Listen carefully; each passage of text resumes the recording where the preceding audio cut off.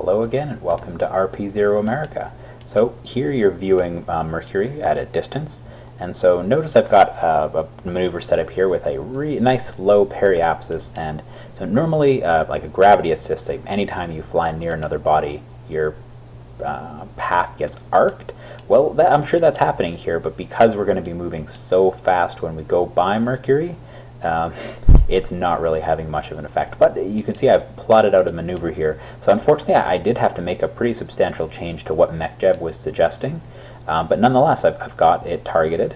I really just kind of fiddled in both directions until I got this set up, and it's still within my delta V budget, so that's what I'm going to go with. Okay, so backspace to focus on my actual craft here. Alright, so we've got the maneuver scheduled for the future. Really, this transition time just takes longer than it used to. I'm not sure why. Oh, and I've got power. Don't really need to see that. And I've got those pointed and everything. So I turned off the auto warp for MechJeb here, and I'm hoping that will help me out. So set this to mild and execute node and see what happens. So it should hopefully point me in the right direction. It looks like it's happy. It did an autosave. And so I'm going to warp. So it's suggesting about 5.5 minutes for the burn, or well, something like that. And that doesn't seem too unreasonable. And so I'm going to warp. One nice thing about the auto warp, though, is that it does. Actually, I could cut out the auto warp a little early. Let's try to fidget that now that I just have this open. So let's get closer until it drops us down to the 2x warp. Which should be pretty soon. There we go. Okay, and then just completely kill the warp, and now let's thrust forward. Unfortunately, it's wasting a little bit of my delta V there, but I just need to make sure this, come on, this engine is stable before MechJeb. There we go. It's stable. Now I'm just going to do light pulses so that it's stable for when MechJeb throttles up, because that's everything that matters. And that's, of course, something I'd want to add to a program to carry this out as well. That it makes sure that, yes, this engine is stable before it carries out the burn.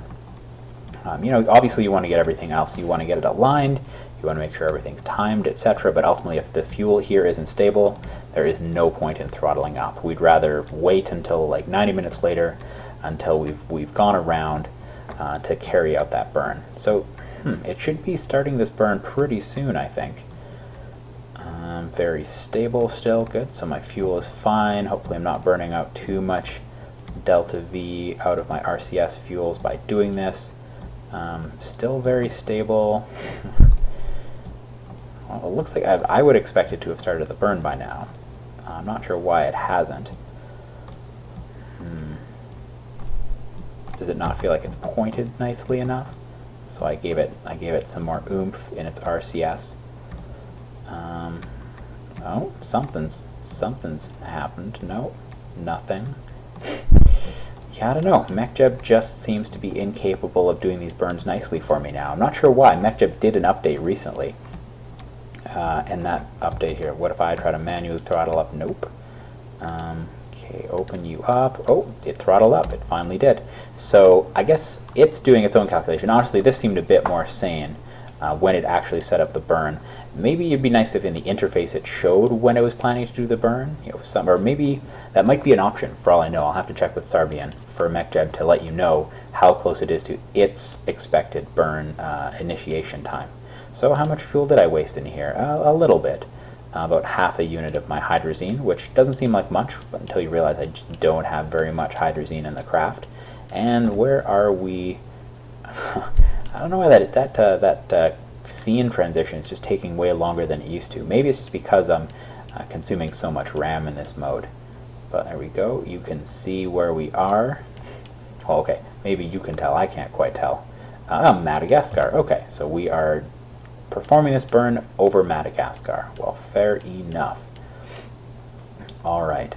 And so we're going to burn through all of the fuel that remains in the Agena here. Which is going to be most of the delta V we need to get out towards Mars. And I increased this tolerance as well because MechJeb, or at least maybe it doesn't anymore, but it used to have this tendency to, cameras, I need to, make it free so I can angle it that way. used to have this tendency to oversteer right at the end of a planned burn, like where, okay, so it's burning out literally thousands of meters per second of delta V, and then just during that last little bit, when the default tolerance is set to, you want to be within 0.1 meters per second of the intended burn. And if it was a little bit out, which it really is, it kind of often will, just because of how much, how high the thrust to weight ratio is, and like how much velocity you're adding per game frame, it'll be like, oh, we were a bit off of that, and so it'll really quickly try to rip the craft back, pointed back around to kind of slow down the extra delta V it believes it added. Whereas making this tolerance a bit above the amount of delta V that it is imparting per frame is really useful. I'm not sure exactly what that's going to be for here, but just, you know, TLDR, it's default 0.1, and I'm making it substantially higher than 0.1, and hopefully that will be enough that it will just shut down the engines once it completes. So we are very nearly complete here, just nearly out of fuel, and we're at a pretty high thrust as well, of course. And there we go, we're out of fuel, so let's drop that and immediately jump to, there we go, jump to this. And so it's going to have to use RCS to steer itself to point, because I don't believe this engine gimbals. No, it doesn't look like it gimbals, but sometimes that's the kind of thing MechJeb has trouble with, but it actually looks like it's doing a brilliant job right now. Ooh, and then I probably messed it up by pulsing it there, but it looks like it's still pointing really nicely there. Okay, what is the thrust? And if I set it to mild RCS mode, it looks like it didn't affect that, so I'd rather have it set to mild RCS mode. Alright, so it looks like, you know, MechJeb is performing swimmingly, despite the fact that I messed up with it a couple times, but, you know, to each his own. Like, I'm just not that good with you know, getting MechJeb to carry this out precisely, specifically because of you need to get the fuel stabilized before starting the burn. And it looks like it's doing really well. So it's a really light craft, as you can see, and we have a fairly small thrust to weight ratio during this final bit O burn. Wonder why it's still showing those fuels that are no longer around. Yeah, it's going to be a really small craft that's finally being sent towards Mercury, but it's better than no craft at all. The real craft that was sent to Mercury, the Mariner 10, I believe was about twice this heavy, which makes a good bit of sense, again, because it had a much more efficient upper stage, both for finalizing, getting it into orbit of Earth, and for sending it out towards Mercury. And realistically, you probably would need more weight than this to have a successful craft, like the most minimal craft towards Mercury at this time, because, like I mentioned earlier, I believe, you need to be able to withstand the thermal conditions of Mercury, which are not easy conditions to manage, and that would probably add a good bit of dry weight to your craft to make your craft resilient enough to handle that.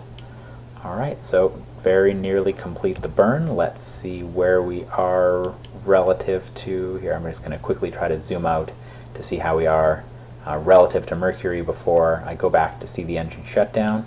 So we're getting there. It looks like, yeah, pretty close to the intended orbit, and we're still going to have a little bit of delta V, which we might need to use to make the correction. I'm not quite sure why MechJeb was predicting such a crazy burn. Right, and then camera has to switch back. There we go. Maybe it's taking the longer time. I don't remember if I have the fancier skybox or not. This doesn't look like a super fancy skybox, but I could expect, I would potentially expect that to cause more memory expense. All right, there we go. So we have sent this tiny craft out towards Mercury. Let's see how successful it was and what kind of correction we might need to make. So let's target Mercury. Wow, not bad at all. So let's just do like a really lazy shake. So I'm just hitting H and N here just to see what effect it has and how much of an effect it has. So I'm hitting H right now, just basically, so that's a slight forward thrust, and it is decreasing that number substantially, which is excellent. There we go, Mercury parry. Oh, and we actually got the encounter. Great. So I'm going to focus a bit closer in on Mercury to try to get that a little closer with this, with an adjustment. So it looks like I can't just hit H and N to get a closer approach. So I'm going to try some other keys. Can I? Oh, nice. So I can actually get that to show Okay, so let's try K. It's a little lower. Oh, no, so that's pretty much at its minimum. And J and L, a little bit of an impact, but I think it will probably be best served by doing a mid-course correction. Yeah, looks like that's as close as we're going to get here, which is not bad at all. And because we're going to, so let's just zoom out. So let's say, so Mercury is moving at, relative to the Sun, it's moving at, let's call that 43.4 kilometers per second. And 43 point some, and Venus is moving much slower, and Earth even slower yet. And so because it's, the closer you are to the Sun, you're moving much faster relative to the Sun. So as we swing down towards Mercury, we're also going to be increasing in speed. So it's only 100 days until that encounter. Which is a lot quicker than some of the other missions we will be doing later on. Even to Venus and Mars takes a substantial amount of time. And then when you actually go to the outer planets, it's a very long time to get out to Jupiter and then out to Saturn, etc. All right. So let's take a shot at making this mid-course correction. So obviously that's not in the same cycle. Mars. For some reason, it really, I always find this to be true. Whenever you try to click on this trajectory path, it always seems to be another orbit in the future, because 254 days seems about right for where I'd be with that relative to, this is going to be 100 days, and then once I'm out around to this position again. So it's like the second time around, which maybe is because of where I'm focused. Let's find out. No, it doesn't quite seem that way. The blue path is Earth, and as I zoom in, I might be able to resolve out both paths. No, it just really wants to select that, which, whatever. It's a weird bug. It's annoying, but we have tools to get around that. So I'm just going to, you can see it moving around the Sun, coming back to around where I am now. So let's see what it looks like to do a maneuver 20 days from now. All right. So if I do a no maneuver at all, Mercury, if I do no real maneuver 10 days from now, or 20 days from now, sorry, what impact does that have? Obviously nothing. We're at the same, about 72,000 kilometers closest to Mercury. So what if I make this small adjustment here? Nothing really. Okay, well we've only got a little bit of delta V, so let's just try bumps of 10 and see, because that's going to give us an obviously visual difference. Okay, so that is closer to Mercury, but not directly closer to Mercury, right? We want to see if there's a direction that gets us. No, and not that either. What about normal? Normal, a bit more direct. Okay, can I highlight both of those numbers? Okay, and will both of those update when I click that? Yeah, well, technically, I guess this one isn't going to change at all. Well, this one is making teeny tiny changes as it recalculates, I guess. Okay, so let's move down to bumps of 1. Okay, so that's getting lower. Now, what if I try radial? Whoa, took a moment for it to catch up and update. Okay, so that was a huge bump. See, just one click went me from 47 to, so that was like 7,000 kilometers closer with just one click. So that was a substantial improvement. So that was a difference of 2, 2. So let's just try each of these. They seemed roughly equal at that time. So 25. Oh, and 28. So that's no good. Okay, so 23. Okay, so this is moving me fairly directly closer, so I'll do a few of those. Yeah, it looks like that's not going to be too bad of a maneuver, and I could probably fidget around the time, see what happens if I do this maneuver a day earlier, a day later, etc. But because this is just like 1/10 of my remaining delta V, and that's all the delta V I'm going to need, like really all this delta V exists for is to give me a more fine-tuned approach to Mercury. And if I can do that with 1/10 of the fuel I have remaining, then I am perfectly happy with that. So let's try. So yeah, so we successfully did our burn towards Mercury. So I'm just going to plan out this and carry this out off screen. But you can see how I plotted. Yeah, I really need to. I reinstalled my Windows recently, which is why one part of why I haven't done a ton of videos recently. And in part that was because I was getting pretty poor behavior from KSP, and now it definitely is better, but I do need to do some fine-tuning. Maybe set up another clean install to plop this save into. But at the end of the video here, we'll show Earth receding. We're going to be leaving, because this maneuver is 20 days in the future, so we can see Earth shrinking. So right now Earth is still larger than our craft. That was around geostationary distance, and once we're at about double geostationary distance from this perspective of this camera, the solar panels extend out to the size of the Earth.